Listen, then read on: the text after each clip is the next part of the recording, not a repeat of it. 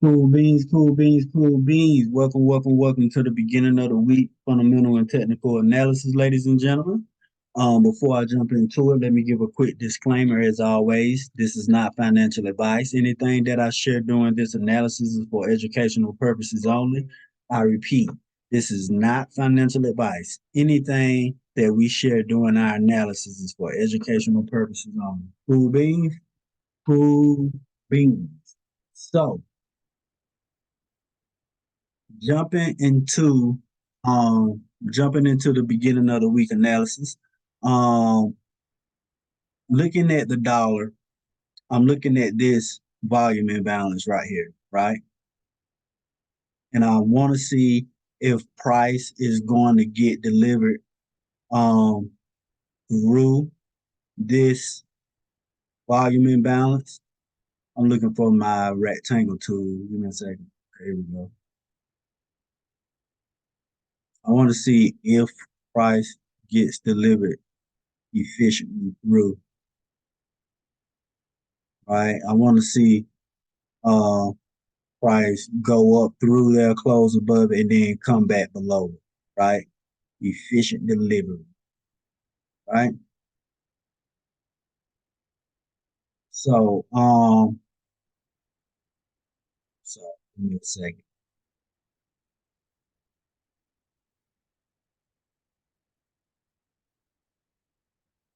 Okay, cool deal. Yes. So for Tuesday, I want to see us push up into that volume imbalance, right? I want to see us breaking close above it aggressively. If we close above it on lower time frames like 15 minutes and below, or maybe even 1 or 2 hourly candles close above it, that's fine. But I would like to see us push back below it and close below it and start pushing down, right? Going into Wednesday or midweek or whatnot, right? So that's what I'm looking into for the dollar. Um, Long term rise, I want to see us continue lower, right? I want to see us start coming down and fill in the inefficiencies that we see in price or imbalances, so to say, that we see in price to the downside. Cool beans, cool beans, inefficiency here, imbalance here, imbalance here, right? So that's what I'm targeting.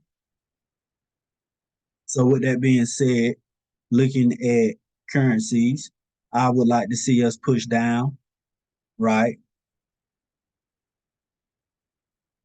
into a 62 or 79 percent discount of this leg up, right? So up in here, right? Now see that 62.79 up in here,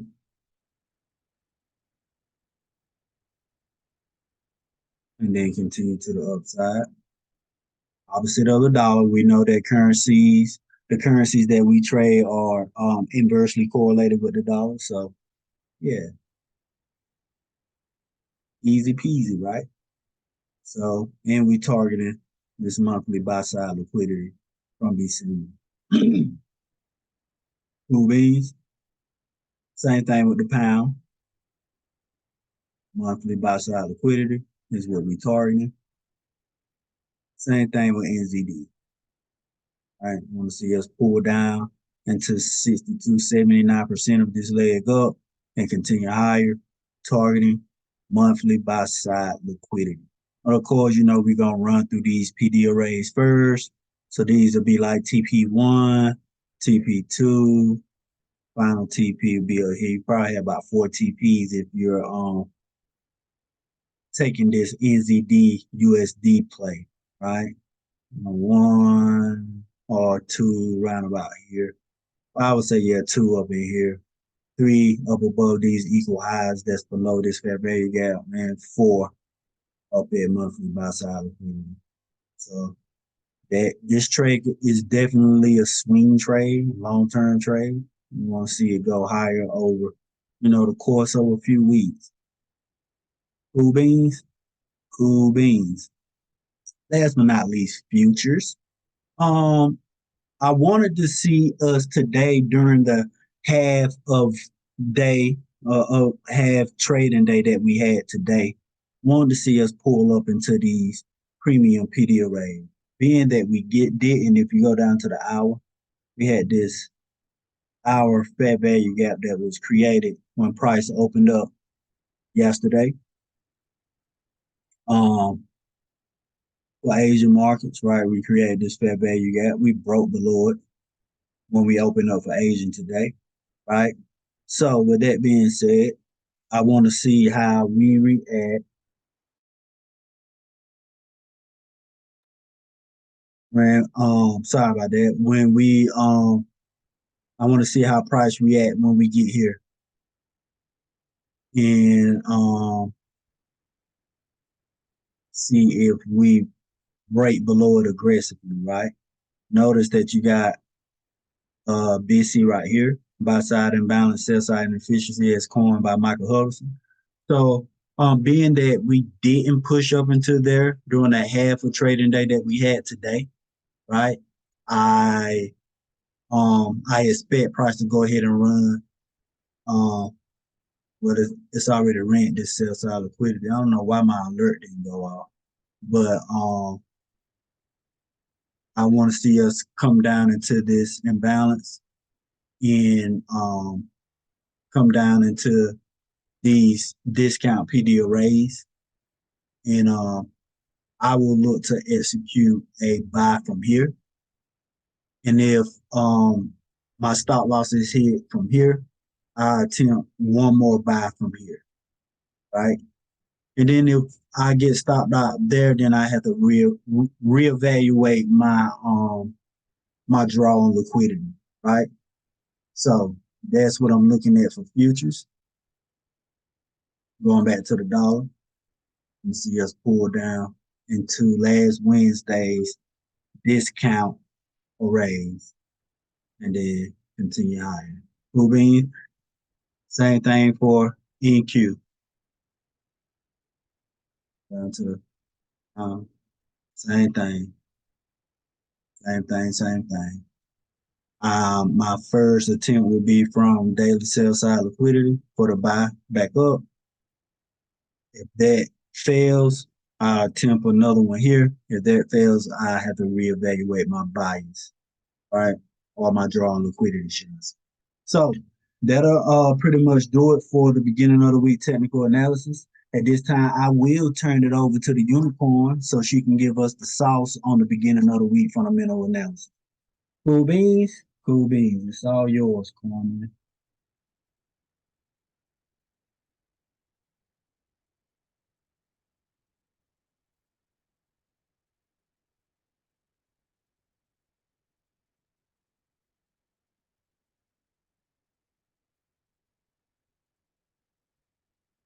Cool.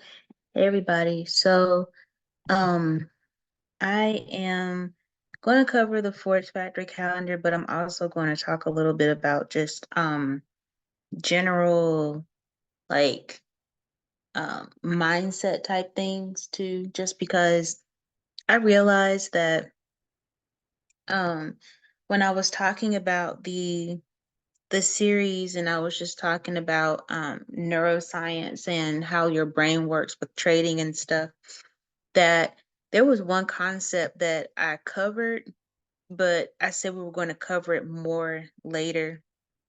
And um I hadn't actually covered it yet. And that is hormones.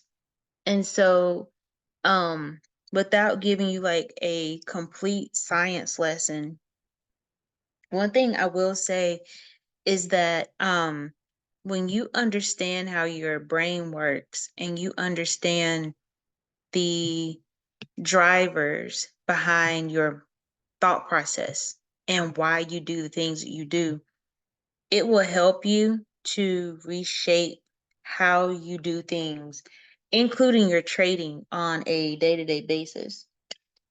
So, um, we did briefly talk about pleasure, reward, um, punishment, and how all of those things pretty much come from the same area of the brain. But dopamine is one of those hormones, neurotransmitters that, and it's more of a neurotransmitter, um, that we talk about, that we never really think about it and how it really drives our hormones is what I'm kind of getting at there. Um, we talk about pleasure.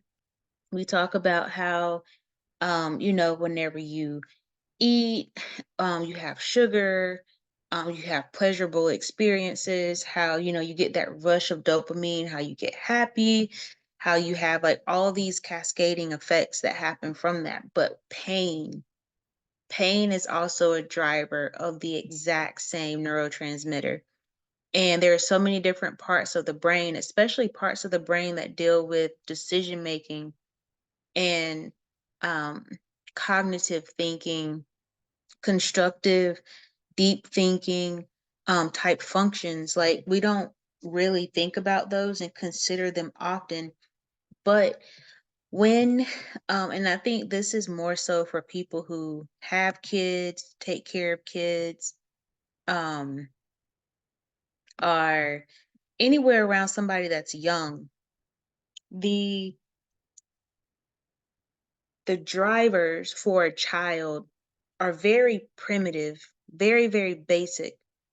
And so when people talk about the innocence of a child, it's really how basic and how simplistic the thought process of a child is. They see things and they say it for how it is. There is no deep thought process. There is no, oh, let me try to consider how this other person might feel. It's like, wow, you're tall, you're big, you're light, you're dark. Like they just see it and they say it. That's how it is. And then as the adult, you impose the, hey, that's not right because. So trying to guide them, shape them, um, or what we would consider guiding and shaping. But there's an element to that that affects a lot of traders, and you don't even realize it. So as a kid, you could be in the car and see McDonald's, the joke, oh, do you have McDonald's money? It sounds innocent. It sounds like, oh, well, do you have money for that? But that is putting into the child a thought about money already. As simple as that might sound, you have to think about it from this perspective. When you trade, you're trading based off of the motivation of having money, whether it's because you never had money before, whether it's because you want money to buy something you've never had before, to live a lifestyle you never thought that you would have ever had before. Like it always leads back to something like that.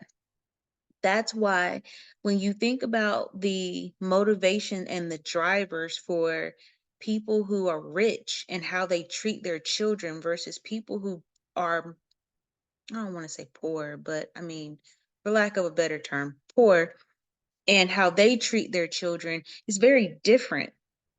There is a pain that comes with not having money. And it's not so much that not having money directly always causes the child pain, but indirectly because of the, do you have McDonald's money? Well, I don't have money, so you're going to eat what I give you. Thinking about how simple a child's life is. A child is solely depending on the adult for everything, for their primary needs, their primary motivations in life. Survival. They need food, they need water, they need shelter, they need sleep, they need security. Maslow's hierarchy of needs. Think about all of those things. So, um, whenever you're telling a child that, And let's say a child would have been excited about having McDonald's, instead of explaining it in a way that doesn't have another driver associated with it, now the child thinks, oh, we don't have money. And because we don't have money, now I'm not happy. So that starts that initial like motivation potentially for the child. So there's a dopamine hit that happens with that. And it's not even the pleasurable side of it, it's the pain side of it.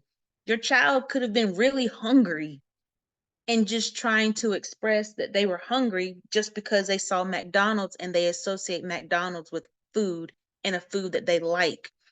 Or at dinner time, you know, the whole this is, all the money I have, so this is what you're going to eat. And maybe the child didn't eat enough. And you're like, well, that's all you get. There is a pain that comes with being hungry that's going to linger with that child. So when that child goes to bed and they're crying, there's another pain on top of being hungry.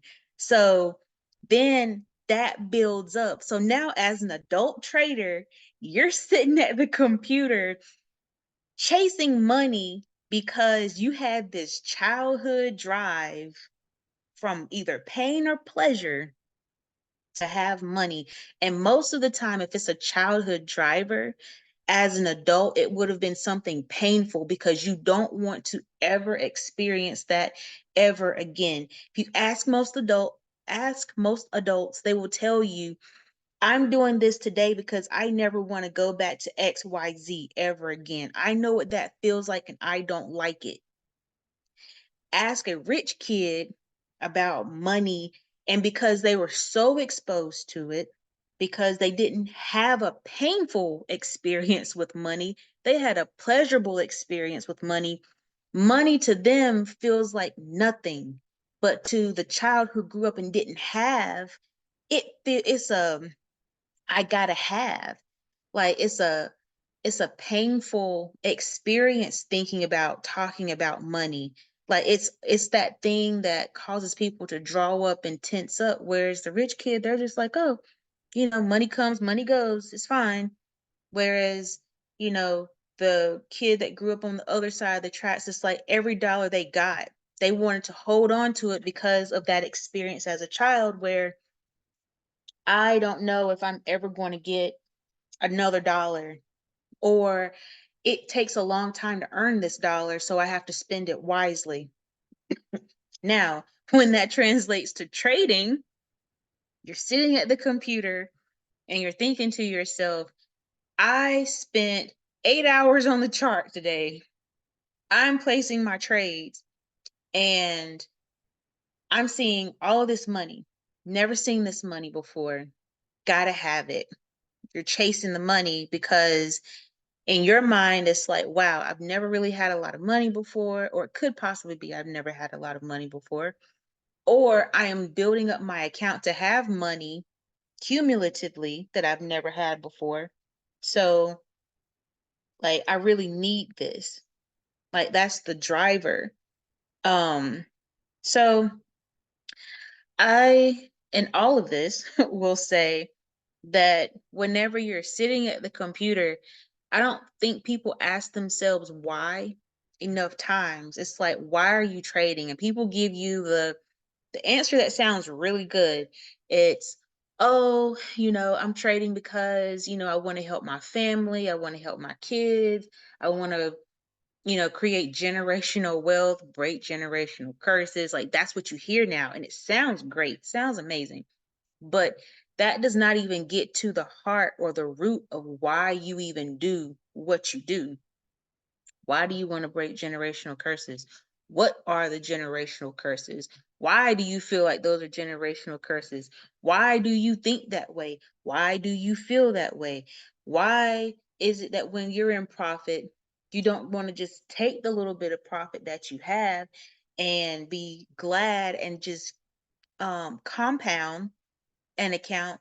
No, you want to sit and trade news and get these wild swings and flip a $20 account to $1,000 account off of NFP. Like, why?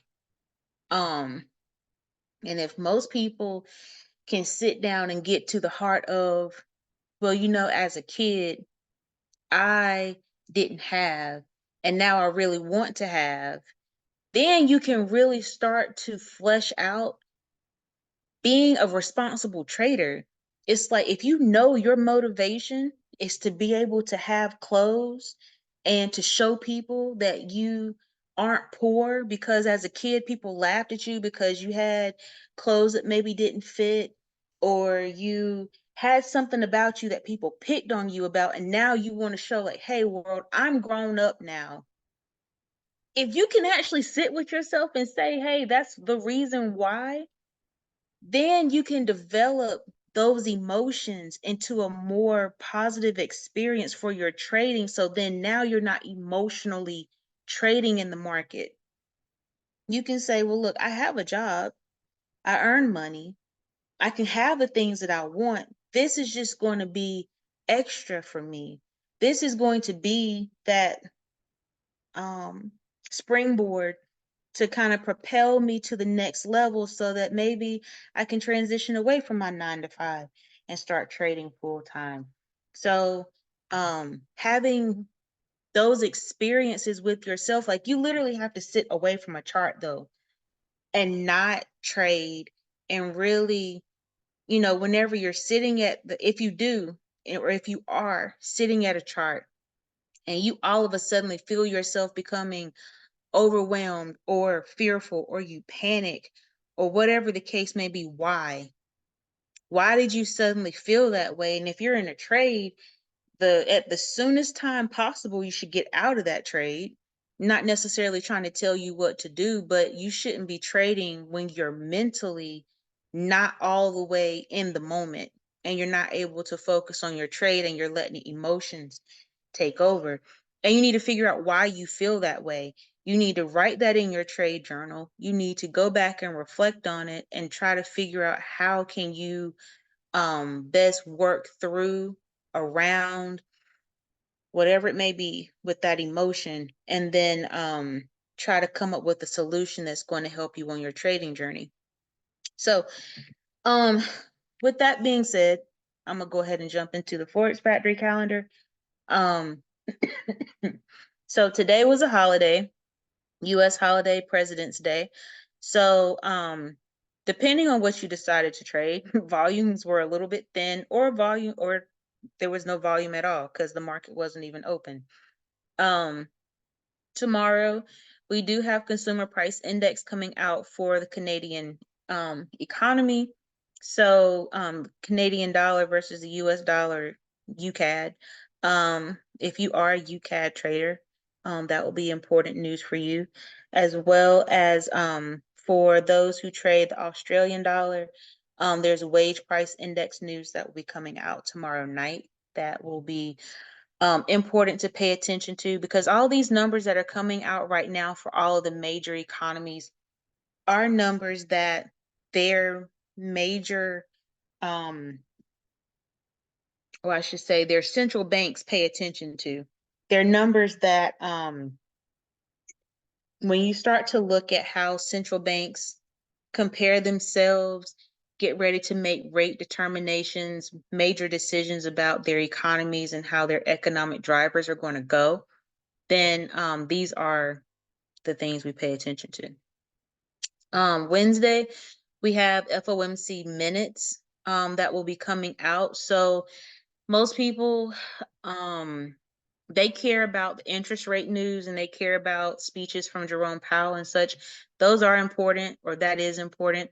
However, you do want to pay attention to the minutes from these meetings because this gives you insight into what the Fed is thinking, how the Fed is thinking, what they see, what indicators in the market they are actually looking at. So you're not confused. So if you turn on your TV and on CNBC, they're talking about real estate and they're talking about, new home sales and that sort of thing. But the Fed literally just told you in their minutes that they're looking at the next NFP number to be the driver for whether or not they increase, keep the same, or drop rates. Well, they literally just told you what to look at. Who cares what CNBC said? The Fed literally just gave you the blueprint. So, um, anytime the Fed is coming out with a press release, a video, it's always important, if you can't watch it, if it was on video, to at least read a transcript or find a reputable source, mainly the Fed themselves, to actually get the information. Thursday, we have a lot of flash news. So it's just that time of the month where flash news comes up for France, Germany, the EU, the UK. Then we have later in the day the same news for the US dollar, for the US economy. We will also have unemployment claims come out, existing home sales, crude oil inventories right now. I think I mentioned this on a previous call. They're not necessarily super important right now, but we will be getting back into the point where we'll start looking at those more closely again. And we have a Fed or FOMC member speaking um, Thursday evening, and this is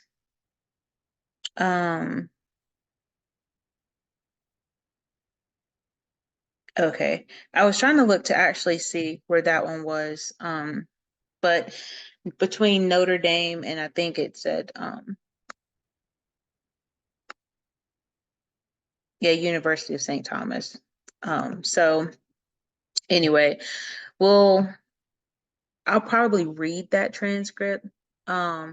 Or if it is videoed and put on the Fed's website, we'll at least look at the question and answer session, because those to me are super important whenever they're in open lecture academic type environments. Because the other thing for you guys to realize too is that these are academic um, or academics. These are people who have been leaders in economics, statistics, political science, and then kind of transition over into the Fed. So some of these people still hold teaching positions, they write textbooks.